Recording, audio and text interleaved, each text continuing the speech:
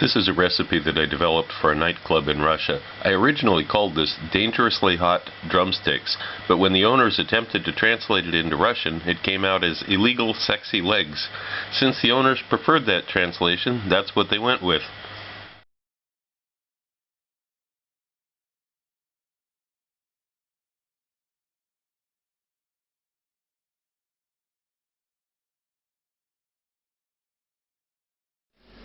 This has quite a lot in common with making confit duck, but it's certainly not the same thing. I'm just going to start off getting this some coarse cuts just to get it started in the mortar and pestle. Now I'm going to add this. I've got 2 tablespoons of coarse salt. I'm going to grind this together well.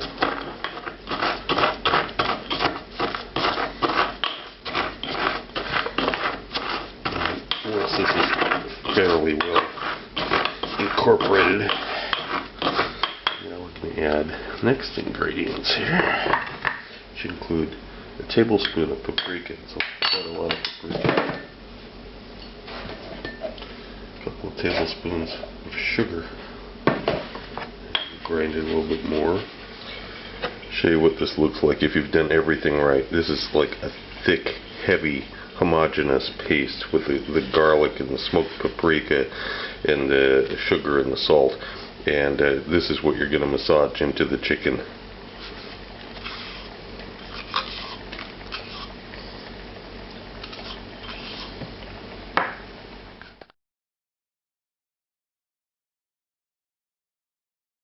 And the next morning, now unlike confit, I'm not going to wipe these off.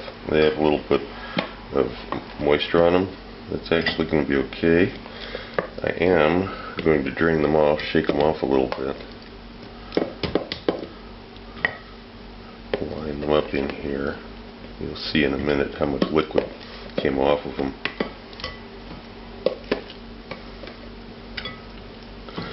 You try to get them in a single layer as much as possible. And this is all this liquid and goop that came off of them. This is all trash. Now, add enough oil to cover all the chicken, of course.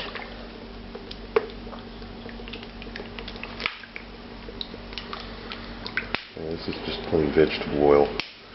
We're not using duck fat like we were for the duck confit. And you can save this oil and reuse it if you want to. It's especially important if you've got a whole lot of chicken to make.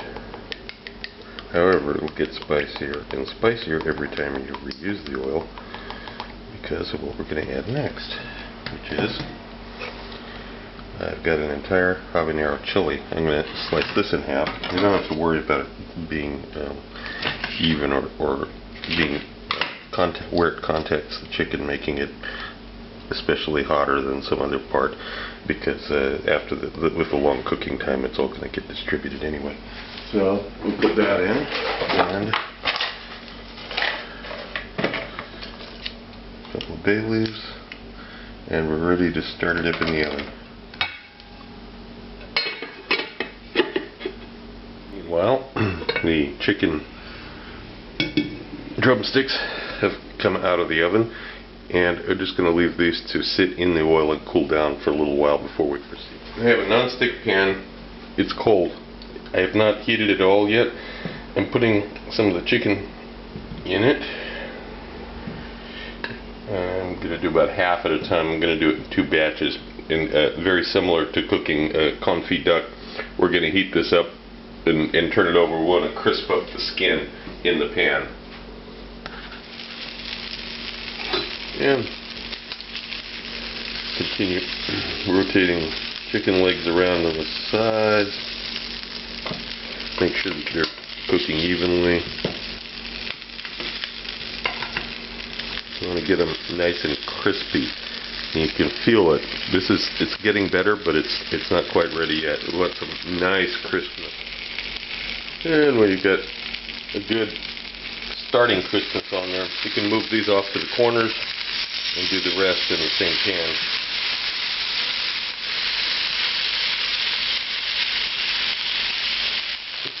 This is what you want to see. Nice browning.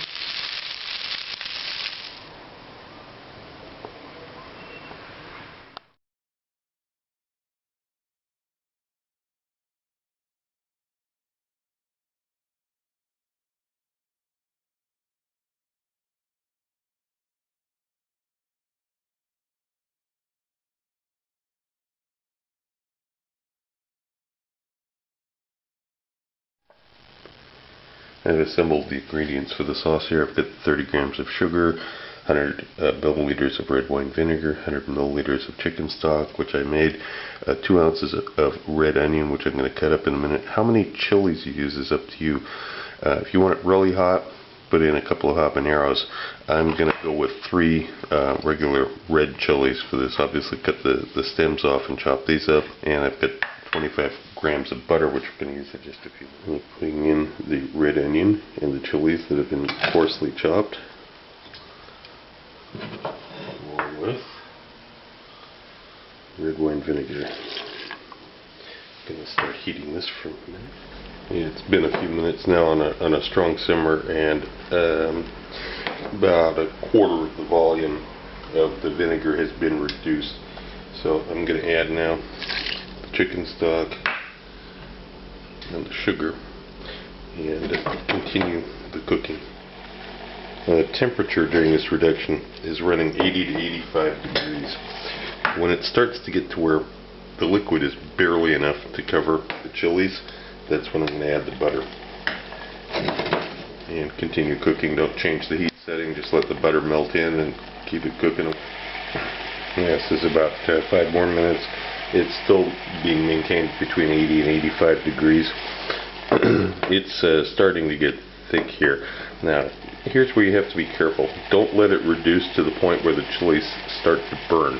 You do not want to get it to that point. You're going to have to get those out of there, rescue them before they actually start to burn. So from here, maybe 2 or 3 more minutes, then we're going to strain. This is what you're looking for. There's a slight change in the sound. It's like a slightly higher pitched bubbling. And you can see this has become quite thick now. This is the point we're going to strain it.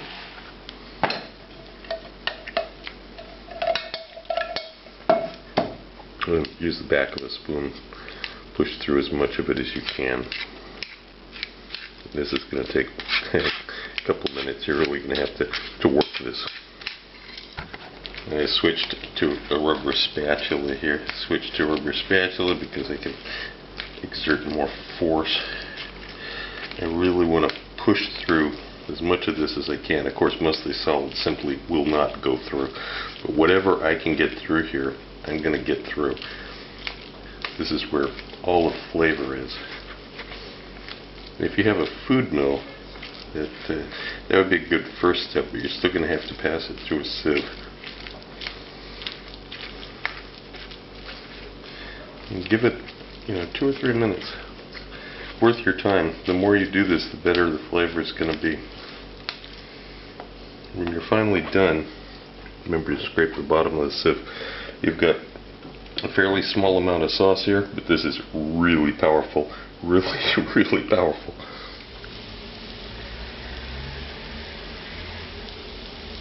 This is the glaze. Chili glaze.